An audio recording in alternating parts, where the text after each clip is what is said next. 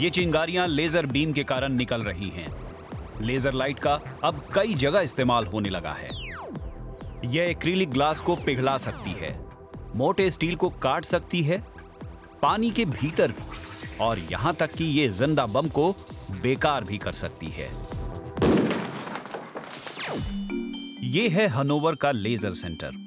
यहां वैज्ञानिक बेहद पतली लेकिन ताकतवर किरणों पर रिसर्च करते हैं और लेजर के नए तरह के उपयोग पर काम कर रहे हैं। प्रकाश की दूसरी किरणों की तरह लेजर बीम को भी दर्पण के जरिए मोड़ा या फिर लेंसों के सहारे बांधा जा सकता है। हालांकि लेजर बीमों में बहुत ज्यादा ऊर्जा होती है। उदाहरण के लिए गैस जैसे माध्यम को लेजर लाइट पैदा करने के लिए खूब सारी ऊर्जा से चार्ज किया जाता है। जब इस पर प्रकाश के कण फेंके जाते हैं तो गैस के कण अपनी ओर से चमकीले प्रकाश कण पैदा करते हैं। इसके बाद एक चेन रिएक्शन होती है जिसे लेजर केस में दर्पणों के जरिए मजबूती दी जाती है। नतीजा एक निश्चित वेवलेंथ वाले बेहद ऊर्जावान प्रकाश के रूप में सामने आता है जिसे बारीकी से फोकस किया जा सकता है। जब भारी मात्रा में ऊर्जा को किसी बेहद सूक्ष्म बिंदु पर लाना होता है तो वहां लेजर का इस्तेमाल किया जाता है। धातु के इस चूर्ण से एक छोटी सी गियर बनाई जानी है। चूर्ण की परतों को स्लाइडर के साथ रखा जाता है। हर परत पर अलग कोटिंग होती है, जब वे लेजर से चमकाई और पिघलाई जाती हैं। फिर इसके हिस्सों को जोड़ा जाता है और एक एक टुकड़े को परत दर परत अलग खींचा जाता है। मुझ पर ज्यामिति का बंधन नहीं है। ये खास तौर से और भी दिलचस्प है जब मेरे पास इम्प्लांट होते हैं। मैं मेडिकल टेक्नोलॉजी के लिए पर्सनल कंपोनेंट बनाना चाहता हूँ। मैं ऐसे अंग बना सकता हूँ जो कास्टिंग या फिर मिलिंग तकनीक से नहीं बनाए जा सकते। मैं ऐसे कंपोनेंट भी बना सकता हूँ जो एक बार में नहीं बन सकते। गियर बॉक्स की प्रिंटिंग में कुल 14 घंटे लगते हैं। मेरवे वॉल वेबर लेजर के विध्वंसकारी असर में बहुत ज्यादा दिलचस्पी लेती हैं। वो तिनकों पर अदृश्य लेजर किरणें फेंकती हैं और इसका तुरंत असर दिखता है।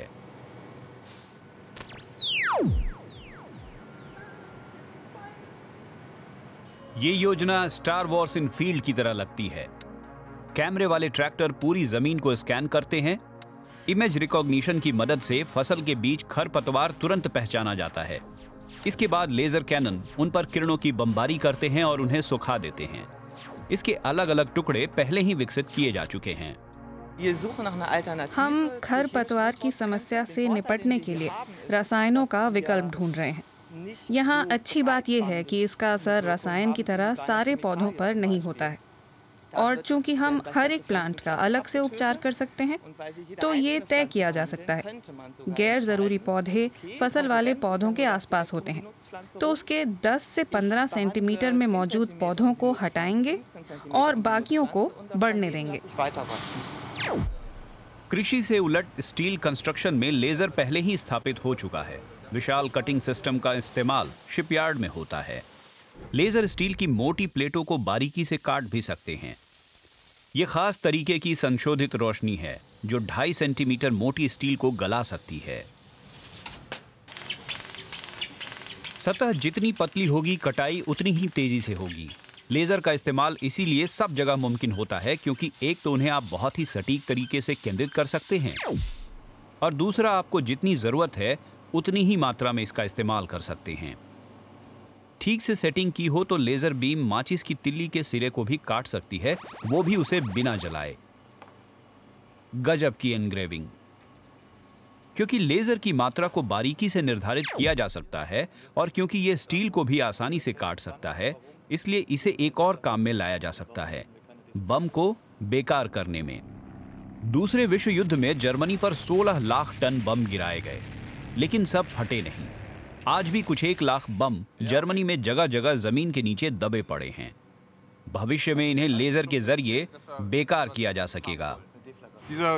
ये रासायनिक डेटोनेटर है। बम कभी भी फट सकता है और लेजर कॉन्टैक्ट लेस है। इस ऑटोमेटिक प्रक्रिया को मैं जैसे चाहे सेट कर सकता हूँ। लेजर पहले तो धातु के बने कवच में एक निर्धारित जगह पर एक गहरा निशान बनाती है, फिर वो बम को बहुत ही सावधानी से गर्म करती है। इसकी मात्रा सिर्फ उतनी ही होती है जितनी उसे हल्का सा जलाए लेकिन फटने न दे। नतीजा होता है एक बहुत ही छोटा सा विस्फोट जिससे बम का खोल खुल जाता है और डेटोनेटर बाहर आ जाता है। इस तरह से बड़ा विस्फोट बच जाता है। बम का बाहरी कवच फट गया है और कोई नुकसान भी नहीं हुआ है। देखिए, जर्मनी के लगभग हर बड़े शहर में बम दबे पड़े हैं और अगर मैं सुरक्षित रूप से उन्हें डिटोनेट कर पाऊं तो मैं यकीनन लोगों को बचा सकता हूं और मेरे लिए ये सिर्फ तकनीक विकसित करने से कहीं ज्यादा अहम बात है। लेजर के एक और इस्तेमाल के लिए तो नोबेल पुरस्कार भी मिल चुका है, चिमटी के तौर पर लेजर लाइट का इस्तेमाल। दुनिया भर में रिसर्चर इसका इस्तेमाल कर रहे हैं। वे माइक्रोस्कोप के नीचे छोटी छोटी कोशिकाओं की मरम्मत के लिए इसका उपयोग करते हैं। हरे बिंदु से पता चलता है कि लेजर को कहां केंद्रित किया जा रहा है। लेजर अपने आप में एक मैग्नेटिक फील्ड होती है जो केंद्रित करने पर चरम पर पहुंच जाती है। आसपास की कोशिकाएं उसकी ओर आकर्षित होती हैं और जब मरम्मत करनी होती है तो इस इलेक्ट्रोमैग्नेटिक फील्ड से मैं उन्हें वहां रोक सकता हूं और इधर उधर मूव कर सकता हूं। इस बीच 3D प्रिंटर बता रहा है कि स्टेनलेस स्टील के छोटे गियर पर लेजर प्रिंटिंग हो चुकी है। बस ऊपर से धूल हटने की देरी है और ये इस्तेमाल के लायक है। कुछ भी हो, ये तो तय है कि लेजर का इस्तेमाल आने वाले समय में तकनीक की दुनिया में क्रांतिकारी बदलाव करेगा।